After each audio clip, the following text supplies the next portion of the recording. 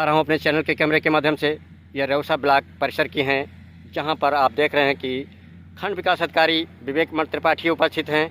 श्योता के लोकप्रिय विधायक मौके पर उपस्थित हैं। उनका वहीं पर भव्य स्वागत और सम्मान भी किया गया। और ये उस वक्त की तस्वीरें हैं जहाँ पर आप देख रहे हैं कि आज स्वतंत्रता संग्राम सेनानियों के परिजनों को आज सम्मानित किया गया है, गौरवान्वित किया गया है चादर और फूल माला पहनाकर श्योता के विधायक के द्वारा। वहीं पर आप देखेंगे कि श्योता के विधायक किस कदर से स्वतंत्रता संग्राम सेनानियों की काफ़ी तारीफ़ की जमकर, वहीं पर सरकार की उपलब्धियों को गिनाई और वहीं भारत के यशस्वी प्रधानमंत्री को सराहा, उनके कार्यशैली को और कार्यों को। और वहीं पर जब वो बताने लगे, आप वीडियो में देखेंगे तो किस कदर से भावुक हो उठे श्योता के विधायक और आंखें उनकी आंसुओं से डबडबा गई, गला रुंध गया जब जिस वक्त वो आज़ादी के बारे में और इस स्वतंत्रता संग्राम सेनानियों के परिजनों को सम्मानित कर रहे थे। आइए मिलाते हैं और पूरी बातचीत के अंश वीडियो में आप देखें। वहीं पर खंड विकास अधिकारी ने भी सभी का आभार व्यक्त किया और श्योता के विधायक क्या बोले इन स्वतंत्रता संग्राम सेनानियों के प्रति। आइए पूरी वीडियो देखें आप। यह रेउसा ब्लॉक में सम्मानित हुए स्वतंत्रता संग्राम सेनानी परिजन चादर और फूल माला पहनाकर श्योता के विधायक ने किया।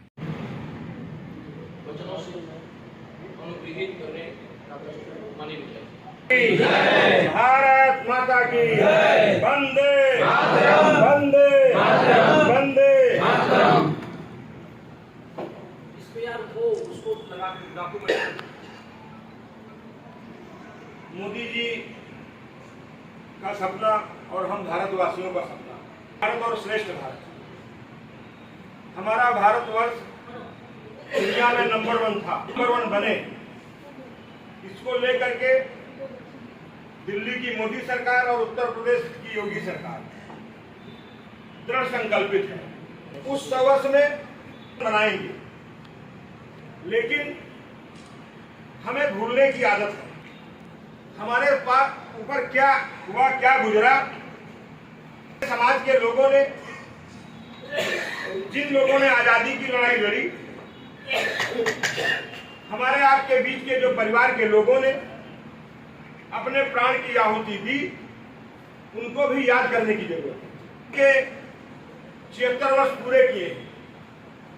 भारत के इतिहास में पहली बार आजादी के 75 वर्षों में काम किया है।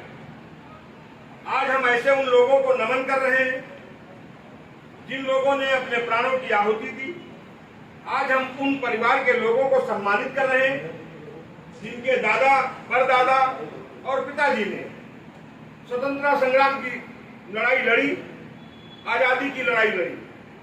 लेकिन जैसा कि हम जानते हैं, हमारा एक गौरवमय इतिहास है। हम जिस जनपद के रहने वाले हैं, ये नैमिषारण्य क्षेत्र है। 88,000 ऋषिमुनियों की तपस्वी है, ये मानव की उत्पत्ति है। जब आप नैमिष में जाएंगे तो मन और शत्रुपा, जिन 1000 वर्षों तक तपस्या करने के बाद इस धरती पे मानव की उत्पत्ति है। तो मुसलमान तो मात्र भी 14, 1450 वर्ष हुआ है इस्लाम धर्म हुए। लेकिन पहले अगर हम आज में जाएंगे तो हमारे नैमिष से ही मानव की उत्पत्ति हुई है। सतयुग हुआ, फिर द्वापर युग हुआ, आज हम कलयुग में हैं और कलयुग के भी लगभग 5500 वर्ष बीत चुके हैं। इसमें लगभग हम 850 वर्ष मुगलों के भी गुलाम रहे। जब अंग्रेज आ गए तो लगभग 200 वर्ष। लेकिन गोस्वामी तुलसीदास जी ने लिखा भी है कि पराधीन सपनों सुखदानी। जब हम किसी के अधीन होते हैं तो हमें सपने में सब लोगों ने मिल करके भारत माता जो हमारी गुलामी की बेड़ियों में जकड़ी हुई थी, वो आजादी की हम लड़ाई लड़े।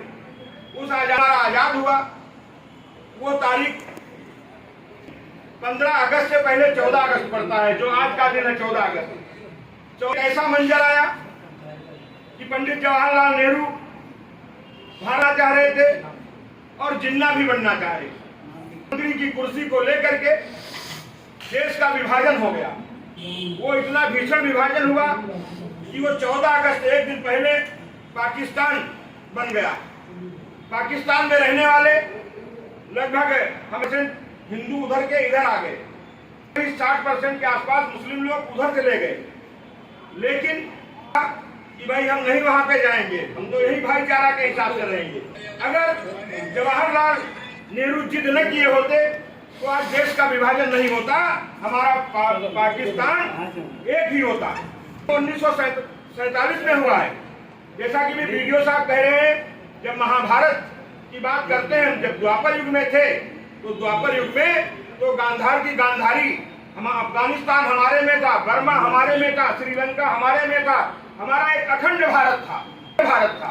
लेकिन धीरे धीरे कटता गया, बढ़ता गया और बढ़ने के बाद भी हमसे पाकिस्तान अलग हुआ, बांग्लादेश अलग हो गया, पाकिस्तान के भी दो टुकड़े हो गए, उसमें बांग्लादेश पाकिस्तान दो बन गए।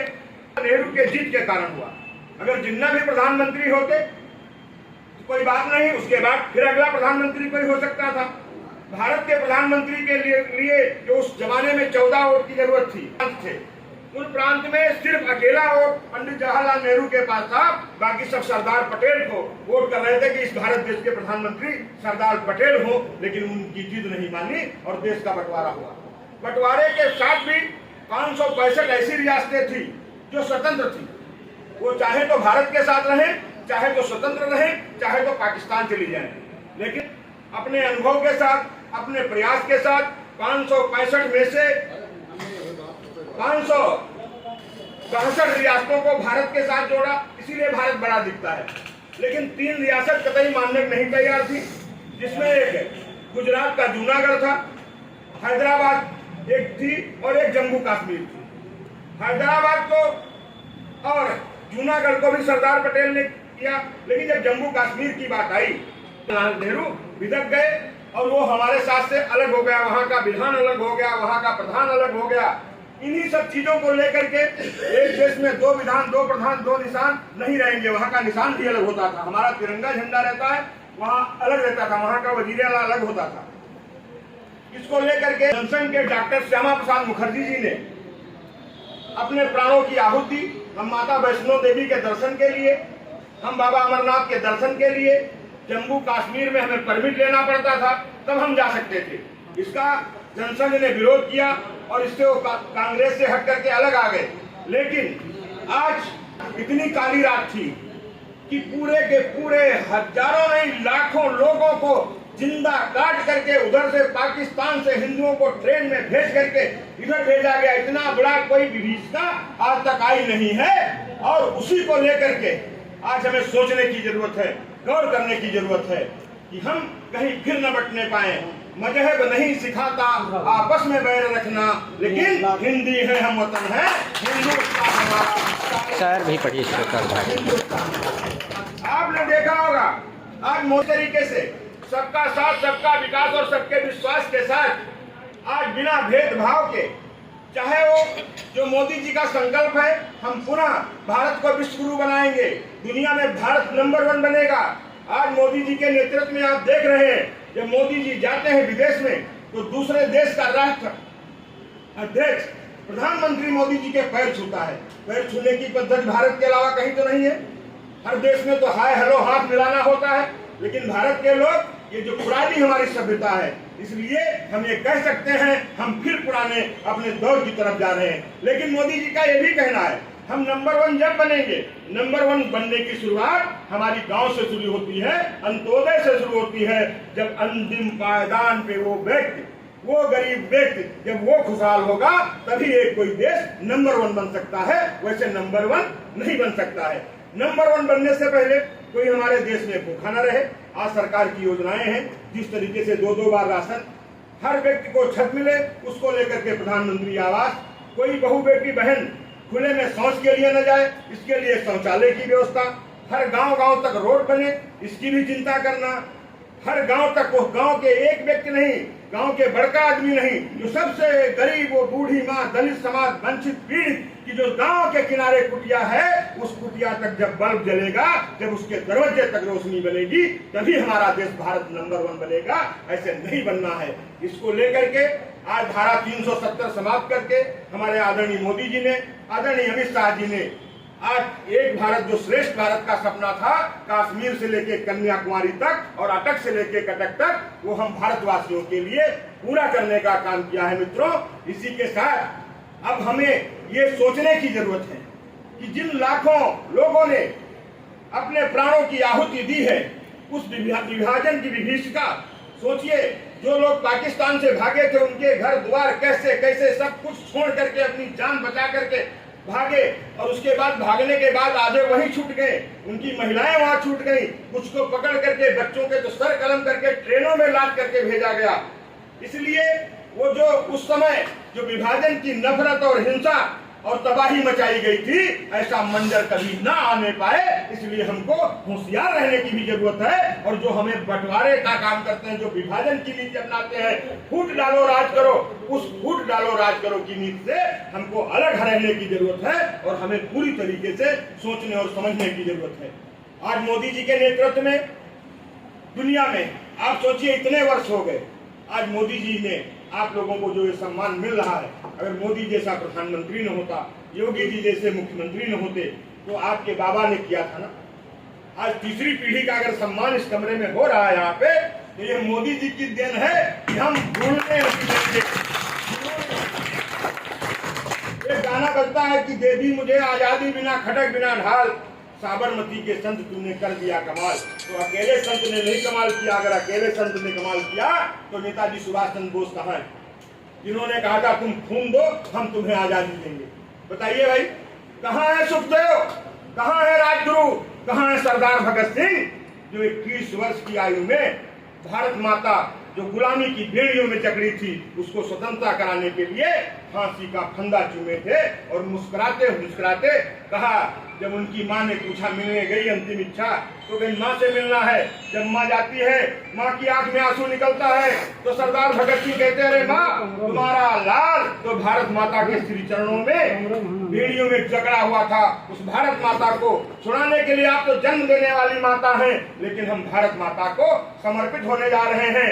ये लोग क्या कहेंगे कि सरदार भगत सिंह की माँ इतनी बुद्धिल है तो उसकी आंख में आंसू आ रहा, रो रहा है, ऐसे रोते रोते अपने बेटे को विदा करोगे। लेकिन बेटा, मैं इसलिए नहीं रो रही हूँ, इसलिए नहीं मेरे आंख में आंसू है, मेरे आंख में इसलिए आंसू है कि अब मेरी ये उम्र नहीं है कि दूसरा भगत सिंह पैदा करूं।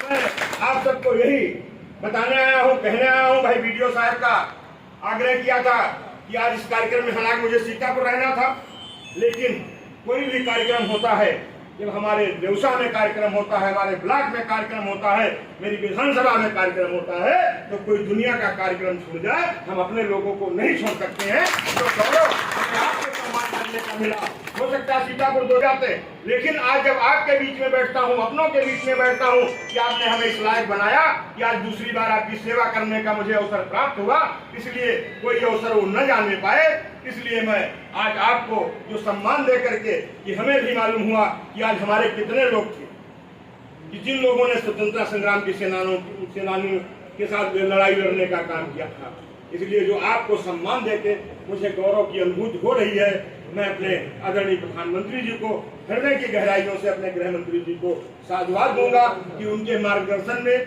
उनके कुशल नेतृत्व में, और आज जिस तरीके से ये ऐसा ही नहीं, पूरे देश में, पूरे भारतवर्ष में खोजे जा रहे हैं कौन कौन स्वतंत्रता संग्राम सेनानी थे, उनके परिवार के लोगों को इस भारत माता के लाल आदरणीय नरेंद्र मोदी जी और आदरणीय योगी आदित्यनाथ जी पूरी तरीके से सबको सम्मान देने का काम हो रहा है। और इसके साथ साथ में कल हम सभी लोग अपने आजादी का जश्न जो 15 अगस्त है उसको मनाने का काम करेंगे।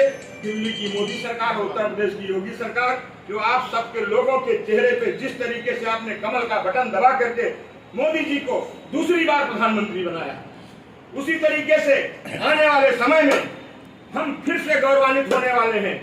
जब हम जाते हैं कुंभ के मेले में, तो एक हमें अनुभूति होती है, हम देखते हैं योगी बाबा का हेलीकॉप्टर ऊपर से मुख्यमंत्री फूलों की वर्षा करा रहा है, कांवर निकलती है, एक भी दंगा नहीं, पूरी तरीके से दंगा मुक्त। आप सोचिए, आज इतनी सुंदर सफाई, इतनी सुंदर व्यवस्था, और जो सफाई कर्मी हमारे सफाई करते हैं हमारी गंदगी की, और जब इस देश का राजा और देश का चौकीदार प्रधानमंत्री नरेंद्र मोदी उनके कुर्सी पे बैठा करके पैर धोने का काम करता है, तो 56 नहीं 156 इंच का जिला नजर आता है। इस तरीके से प्रभु राम जी जब सबरी माँ के दलित समाज की कुटिया में जा करके उसके जूठे बेर खाती हैं, तो ये भगवान राम कोई जूठे सबरी माँ का नहीं भाव था कि हम प्रभु राम को जूठे बेर खिला रहे हैं। उनका ये भाव था कि कहीं प्रभु राम के मुख में खट्टा बेर न चला जाए, इसलिए वो चख लेती थी। जो मीठा होता था वो प्रभु राम को देती थी और जो खट्टा होता था उसको किनारे कर देती थी। ये अगर ये प्रेम कहीं है, आप देखिए जो 1537 में बाबर ने प्रभु राम के मंदिर को तोड़ने का काम किया था, आज अयोध्या में दिव्य और भव्य प्रभु राम का मंदिर बन रहा है। 24 जनवरी को संभवतः, अभी डेट कंफर्म नहीं है, लेकिन जैसे मकर संक्रांति हो जाएगी आपको दिव्य और भव्य प्रभु राम के मंदिर का दर्शन का प्राप्ति होगी। आप कितने लोग काशी गए बताइए जरा, काशी वाले हाथ उठाएं। काशी कितने लोग गए? बहुत कम लोग गए हो। एक बार जरा काशी जाके देखिए बाबा जी कैसे बेड़ियों में जकड़े थे। ज्ञान पापी कुएं का, जो लोग कहते हैं जल से अभिषेक होता था, उस कुएं का अगर जल से स्नान कर लेता था तो कोई रोगे नहीं होता था, ऐसा कुआं था। लेकिन एक ऐसा दौर आया, सब मिट गया। और आज जब मोदी जैसे प्रधानमंत्री होते हैं, योगी जैसे मुख्यमंत्री होते हैं, तो जरा काशी का कैरोडोर सीधे गंगा मैया तक भोलेनाथ का पूरा सुंदर कैरोडोर बना हुआ है, ये अनुभूत होती है। अगर मोदी न होते ये संभव था क्या? योगी न होते ये संभव था क्या? आप बताइए। क्योंकि और जो लोग होते हैं उनको जिंदा लोगों की चिंता नहीं होती है, उनको मुर्दा लोगों की चिंता होती है, कहीं कब्र से मुर्दे निकल करके। बड़ी बात कह दी। बताइए भाई। इसलिए ऐसा कुछ न होने पाए। मैं आप सबको, क्योंकि अभी हमें रामपुर मथुरा में मैंने 1 बजे समय शालाएं और स्वीकृत हो गई, जो बहुत जल्दी संग्राम सेनानियों के सम्मान के उपलक्ष्य। एक कोरवा दमदमपुर, दूसरी गोलोक कोड़र और तीसरी मानपुर में 3 गौशालाएं हो गई है। और इसका बहुत जल्दी हम काम शुरू करा देंगे, बहुत जल्दी काम शुरू हो जाएगा। ये हम कह सकते हैं कि रबी की फसल से पहले इनमें भी लगभग 500 की कैपेसिटी होती है, लेकिन हमारे वीडियो साहब इधर उधर दबाव बना के 1000 तक पहुंचा देते हैं उसमें। और हमने भी प्रयास किया है कि जगह ज्यादा हो जाए। एक और जो आपकी 2 गौशाला बनी हुई है, उस दिन जिलाधिकारी महोदय को मैं रामपुर मथुरा ले गया था। इसमें चूंकि आपकी संख्या ज्यादा है, बारिश का महीना से 3 सेट और एक्स्ट्रा बन जाए, इसका उन्होंने आदेश भी कर दिया है डीएम साहब ने। तो इसकी प्लानिंग करके, लेकिन यहाँ पे आपके जो ये है महेशपुर कर चुके हैं, इसमें भी करा दीजिए। हाँ, बड़ी बटुआ में भी करा दीजिए। और जो हम अभी ये कराएंगे उसमें भी डिसीजन फाइल चला दीजिए। उसके साथ में ये भी एक और काम हो जाएगा तो बहुत सुंदर हो जाएगा। मैं ज्यादा समय आपका नहीं लूंगा, क्योंकि मैं स्वयं में भी अपने आप में बिजी हूँ, क्योंकि वो लोग इंतजार कर रहे होंगे काफी देर से। देसी लोग के रूप में हमारे इस विधानसभा के जनप्रिय एवं हमेशा जनहित के मुद्दों को लेकर संघर्ष, ऐसे माननीय विधायक जी का आज के इस बैठक में मुख्य अतिथि के रूप में स्वागत करता हूं। आपके प्रतिनिधि श्री मिश्रा जी का स्वागत करता हूं। मेरे इस विकास खंड के माननीय प्रमुख जी के प्रतिनिधि जी का भी आज के इस बैठक में स्वागत है। मैं ये कह रहा था जो किसान कल्याण, तो वो इतना बेकार है, उसको सब ऐसे एकदम पानी अलग टपक रहा है, किसी भी कीमत पे वो लोकार्पण के लायक नहीं था। कल कुछ किसान काफी आ गए थे, तो मैंने उनको कंपनी के लोकार्पण होने दी। एक बार उसको ताकि उसका सुधार हो जाए, नहीं तो भी ठेकेदार चला जाएगा, फिर हम लोग बेकार हो जाएंगे, बहुत दिक्कत हो जाएगी। मतलब में बताना चाह रहा हूँ 14 अगस्त को जो विभाजन की विवेचिका हुई, अखंड भारत था, अखंड भारत था। एक समय में हम हिंदू कुश पर्वत यानी अफगानिस्तान तक भी हमारे विषय में आता था। अब महाभारत काल में आप लोग देखते होंगे इनकी धृतराष्ट्र की शादी, उनकी पत्नी को गंधारी कहा जाता था, गंधार की थी। लेकिन फिर भी अखंड भारत जो हमारे भारत पाकिस्तान का बंटवारा हुआ, वो उस विभाजन की जो विभीषिका है, उसमें जो परिवार यहाँ से माइग्रेट करके वहाँ चले गए, वहाँ से लोग यहाँ आए, और कितना उत्पीड़न, कितनी मतलब उनके साथ दमनात्मक कार्रवाइयाँ हुई, ये हम लोग कहीं न कहीं इतिहास में पढ़ते हैं। अभी मैं बता रहा था एक तमस नाम का उपन्यास है, भारत पाकिस्तान बंटवारे। आंसू भर जाते हैं और हृदय फट जाता है उस वेदना को देख के। माननीय प्रधानमंत्री जी का सीधा सा संदेश है कि हम उस विभाजनकारी दिवस को आज लोगों को अवगत कराएं, उस समय के डॉक्यूमेंट्री वृत्त चित्र को आप लोगों को दिखाएं, उसके आधार पर मूवी दिखाएं, जिससे कि भविष्य में हम पुनः किसी विभाजन की तरफ अग्रसर न हो। एक आत्मसात करते हुए मैं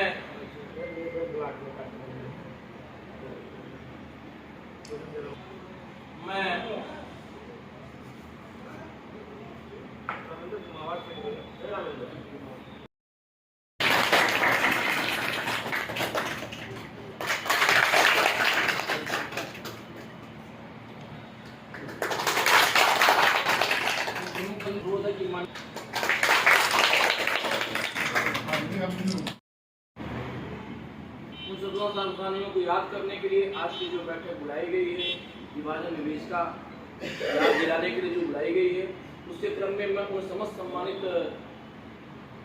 स्वतंत्रता संग्राम सेनानियों के परिजनों का आप माननीय विधायक जी कर कमरों से सम्मानित कराना चाहता हूँ। उसी के क्रम में मैं सर्वप्रथम ग्राम पंचायत सेवता के स्वतंत्रता संग्राम सेनानी श्री छोटेलाल मौर्य जी, इनके भतीजे आए हुए हैं, मैं उनसे आग्रह करूंगा कि वो आए और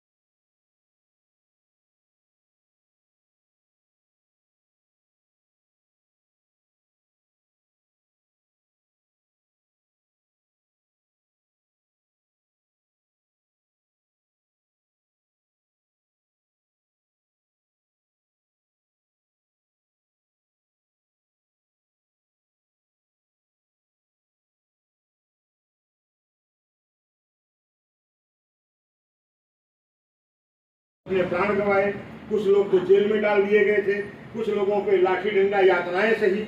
आज उनके आप वंशज यहाँ में बैठे हुए हैं, उनके परिवार के लोग यहाँ बैठे हुए हैं, उनको माला पहना करके और अंग वस्त्र भेंट करके जो मुझे सौभाग्य प्राप्त हुआ है, इस नाते मैं आपके बुजुर्गों को भी प्रणाम करता हूँ, आपको भी प्रणाम करता हूँ। बहुत बहुत धन्यवाद। जय हिंद, जय भारत। जो भी आपके रहे परिजन, उनका नाम पड़ेगा, आप पुनः गौरवान्वित होंगे, प्रतिदिन गौरवान्वित होंगे, प्रतिदिन आपको एहसास होगा कि मैं स्वतंत्रता संग्राम सेनानी के परिवार का हूँ। और हमारे भारतवर्ष की आजादी में जैसा सर ने बताया, सरदार भगत सिंह 21 वर्ष की उम्र में हंसते हंसते तुलसी के कंधे को चूम लिया उन्होंने। चंद्रशेखर आजाद ने अपने कटपटी को स्वयं रिवाल्वर अल्फ्रेड पार्क में मार लिया, गोली अपनी गोली से मारे जब एक गोली बची। उनको छूने की हिम्मत किसी की नहीं थी। उनके मरने के बाद जो है अंग्रेज उन पर गोली चला के चेक कर रहे थे मरे हैं कि नहीं मरे। राम प्रसाद बिस्मिल, ये सब युवावस्था में अपने इस जंगली जन्मभूमि पर कौलित हो गए, अपने आप को इस पर उन्होंने न्यौछावर कर दिया। आज उन्हीं की बदौलत हम जो है इस आजादी के अवसर पर, मैं खंड विकास अधिकारी हूँ, आप सर माननीय विधायक हैं, माननीय प्रतिनिधि हैं, आप लोग कोई प्रधान है कोई कुछ है, ये उन्हीं की देन है, उन्हीं हमारे स्वतंत्रता संग्राम सेनानियों की देन है। हम उनके लिए क्यों न 2 मिनट निकालें, क्यों न उनके सम्मान में हम जो है 10 मिनट अपना वो करें। मैं आप सभी स्वतंत्रता संग्राम सेनानियों के परिजनों का भी बहुत आभारी हूँ और उन लोगों का जो हमारे स्वर्गीय स्वतंत्रता संग्राम सेनानियों हैं, उनको मैं उनके चरणों में प्रणाम करता हूँ। सुना होगा सिल्वर जुबली बनाई जा रही है 25 साल से, 50 साल पे गोल्डन जुबली बनाई जा रही है, लेकिन हम क्या माननीय प्रधानमंत्री जी ने क्या नारा दिया 75 वर्ष पे, अमृत महोत्सव। यानी हम आजादी के अमृत का फायदा ले रहे हैं, अमृत काल में हम चल रहे हैं। 75 साल पूरा हो गया तो हम अमृत काल में आ गए। ये हमारा कल 77वां स्वतंत्रता दिवस होगा, 76 वर्षगांठ हमारी पूरी जाएगी, 73 साल पूरे 77वां रहेगा। तो उसके अवसर पे प्रत्येक ग्राम पंचायतों में एक शिला फलकम का आयोजन बनवाया गया है। शिला फलकम आप लोगों ने देखा होगा, कहीं अमृत सरोवर पे होगा, कहीं अमृत वाटिका में होगा, कहीं प्राथमिक विद्यालय पे होगा। वहाँ पे उस गांव के जो भी हमारे फ्रीडम फाइटर हैं, उनका नाम उस पत्थर पर अंकित है। पता है जिन गांव का है, कोई हमारे पास